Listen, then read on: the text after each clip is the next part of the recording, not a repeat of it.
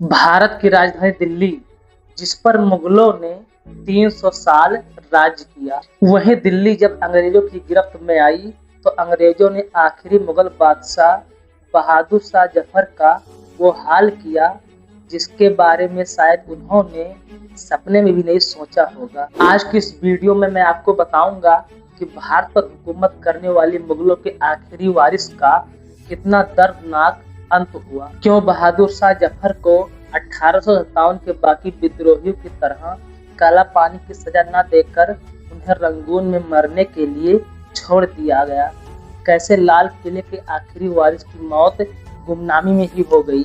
ये पूरी कहानी पता चलेगी इस वीडियो में, इसलिए इस वीडियो को अंत तक जरूर देखना। नमस्कार दोस्तों, मैं हूं मनीष कुमार। 1857 के गदर तक मुगलों की एक विरासत अभी भी बची हुई थी।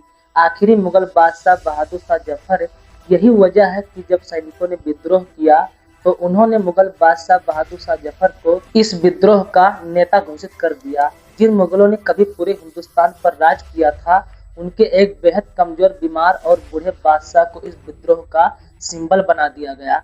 जफर की असली ताकत बहुत कम थी, लेकिन विद्रोहियों ने उन्हें अपने आंदोलन का चेहरा बनाया और जमकर उन्होंने अंग्रेजों का विरोध किया। जगह जगह अंग्रेजों से लड़ाइयां लड़ी गई। 57 के विद्रोह को अंग्रेजों ने बड़ी ही मुश्किल से दबा पाए थे। इस विद्रोह को कुचलने में उन्होंने करीब करीब 1 साल से भी ज्यादा वक्त लगाया था, लेकिन जब उन्होंने दिल्ली को जीता तो सबसे ज्यादा गुस्सा अंग्रेजों को 80 साल के बूढ़े बहादुर शाह जफर पर आया।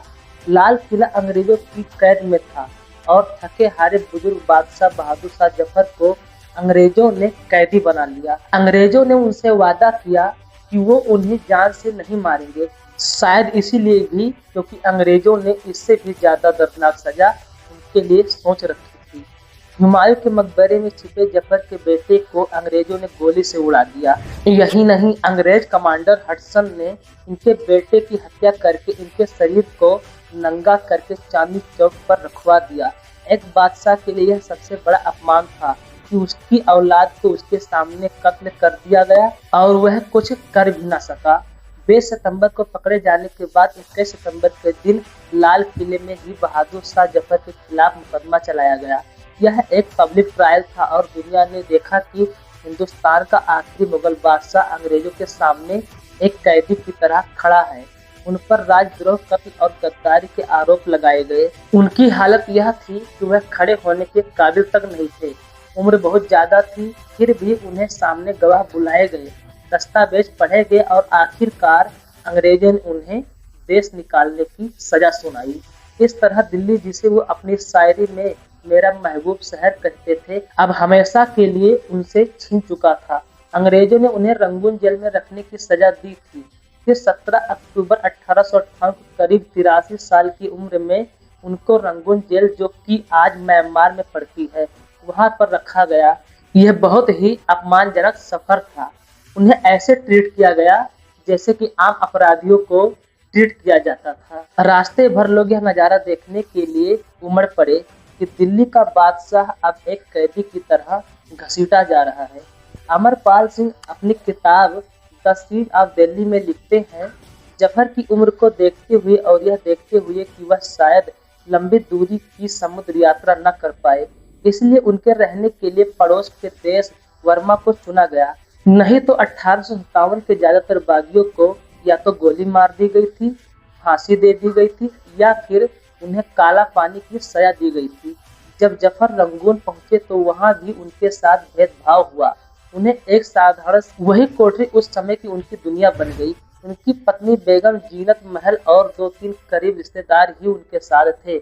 इस टाइम तक जफर काफी बूढ़े हो चुके थे। उनकी हड्डियां जवाब दे रही थी। उन्हें ठीक से खाना नहीं मिलता था, कपड़े मैले रहते थे और वह दवाइयों का इंतजाम भी बहुत मुश्किल से हो पाता था। जिस शख्स का नाम कभी हिंदुस्तान की शान माना जाता था, वो अब एक गुमनाम कैदी की तरह जीवन जी रहा था। इस टाइम पर भी उन्होंने अपनी शायरी में अपने दर्द को भी उतारा। बहुत अच्छे शायर थे बहादुर शाह जफर और उनकी कई शेर और जो पॉपुलर हैं। रंगून की कैद से उन्हें कई शेर लिखे जो आज भी उनकी बेबसी की गवाही देते हैं। इसमें से एक शेर बहुत ही फेमस है, आपको सुना देता हूँ। कितना बदनसीब है जफर दफन के लिए, 2 गज जमीन भी नहीं मिली कुएं यार। मैं इस शेर में उनकी पूरी जिंदगी और मौत की कहानी छिपी हुई। उन्होंने उस मिट्टी में दफन होने की ख्वाहिश जताई जहां उनके पूर्वज सो रहे थे, यानी हिंदुस्तान की मिट्टी में। लेकिन किस्मत उन्हें अपनी जमीन से हजारों मील दूर ले गई थी। रंगून की जेल में भी अंग्रेजों ने खुराफात अपनी जारी रखी थी।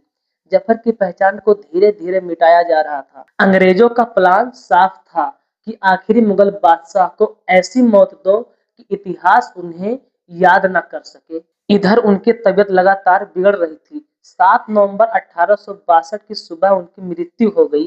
भारत का आखिरी मुगल सम्राट अब इस दुनिया में नहीं था और उसकी मृत्यु भारत के बाहर हुई थी। लेकिन उनकी मौत पर न तो कोई शाही सलामी हुई, न कोई अंतिम सम्मान हुआ। यहाँ तक कि अंग्रेजों ने उनकी लाश को जल्दबाजी में एक छोटे से गड्ढे में दफना दिया। उनकी कब्र तक को बिना निशानी के रखा गया ताकि लोग वहां इकट्ठा होकर उन्हें याद न कर सके। यह सब इसलिए भी हुआ कि कहीं कल को विद्रोही उनकी कब्र की दुहाई देकर भी कोई बड़ा विद्रोह न खड़ा कर दे। कहा जाता है कि उनके जनाजे में कुछ गिने चुने लोग ही शामिल हुए और सारा क्रियाक्रम बहुत ही ज्यादा चुपचाप ढंग से कर दिया गया। दोस्तों, बहादुर शाह जफर की मौत सिर्फ एक इंसान की मौत नहीं थी, यह पूरी एक सल्तनत का अंत था। यह दिल्ली की रौनक और हिंदुस्तान की एक बड़ी तहजीब का डिक्लाइन था, पतन था। उनके साथ सिर्फ एक बादशाह नहीं मरा, बल्कि मुगलिया विरासत की आखिरी किरण भी बुझ गई। उनकी कब्र गुमनाम रही और उनकी शायरी ही उनका असली मजार बन गई।